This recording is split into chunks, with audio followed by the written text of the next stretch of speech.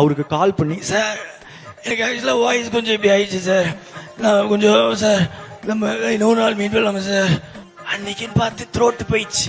SA. Surya சாரே கொஞ்சம் கூச்சப்பட வச்சுட்டேன். சார் கொஞ்சம் சார் ப்ளீஸ் சார். அவருக்கு கால் பண்ணி, சார் எனக்கு ஆக்சுவலாக வாய்ஸ் கொஞ்சம் இப்படி ஆயிடுச்சு சார், நான் கொஞ்சம் சார் நம்ம இன்னொரு நாள் மீட் பண்ணலாமா சார் அப்படின்னு சொல்லி கேட்குறேன்.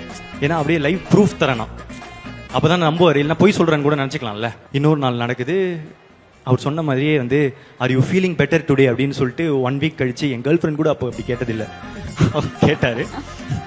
கேட்டுட்டு சார் ஓகே சார் நான் வந்துடுறேன் அப்படின்னு சொல்லிட்டு பார்க் ஹயாட் ஹோட்டலுக்கு கூப்பிட்டாரு. போயிட்டு இந்த ரெஸ்டாரண்ட்டில் கதை சொல்லுன்னு சொன்னாங்க.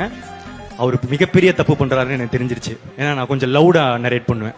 நான் வந்து ஆரம்பிச்சு சார் ஓப்பன் பண்ணா அப்படின்னு சொல்லி ஓப்பன் பண்ண இந்த ரெஸ்டாரண்ட் காரங்கெல்லாம் வந்துட்டாங்க.